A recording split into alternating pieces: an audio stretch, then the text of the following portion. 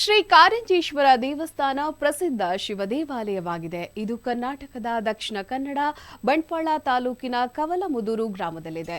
ಈ ದೇವಾಲಯವು ಕಾರಿಂಜೇಶ್ವರ ಕೊಡ್ಯಮಲೆ ಬೆಟ್ಟಗಳ ಮಧ್ಯದಲ್ಲಿದೆ. ಇದು ಸಮುದ್ರ ಮಟ್ಟದಿಂದ 1000 ಅಡಿ ಎತ್ತರದ ಬೆಟ್ಟದ ತುದಿಯಲ್ಲಿದೆ. ಈ ದೇವಾಲಯವನ್ನು ತಲುಪಲು ಒಟ್ಟು 600 ಮೆಟ್ಟಿಲುಗಳನ್ನು ಹತ್ತಬೇಕು.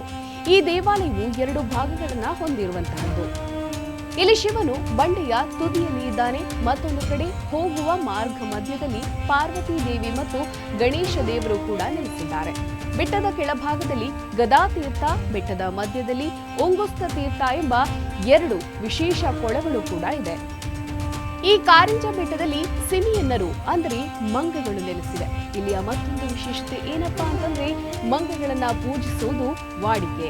ಈ ದೇವಸ್ಥಾನದಲ್ಲಿ ಪ್ರತಿದಿನ ಮಧ್ಯಾಹ್ನ ಮಾಡಿದ ನೈವೇದ್ಯ ಮತ್ತು ಅನ್ನವನ್ನ ದೇವಾಲಯದ ಮುಂದೆ ಕಲ್ಲಿನ ವೇದಿಕೆಯಲ್ಲಿ ಇರಿಸುವುದು ಸಂಪ್ರದಾಯ. ಹಾಗೂ ಅಲ್ಲಿನ ಕೋತಿಗಳು ಆ ನೈವೇದ್ಯವನ್ನ ಸೇವಿಸುತ್ತವೆ.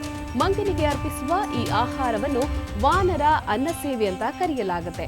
ಒಟ್ಟಿನಲ್ಲಿ ಇಲ್ಲಿಯ ಕಾರಿಂಜೇಶ್ವರ ದೇವರುಗಳು ಭಕ್ತರನ್ನ ಹಾಗೂ ವಿರಾಮದ ಪ್ರಯಾಣಿಕರನ್ನು ಸದಾ ತನ್ನ ಸನ್ನಿಧಾನಕ್ಕೆ ಕೈ ಬೀಸಿ ಕರೆಯುತ್ತಾರೆ.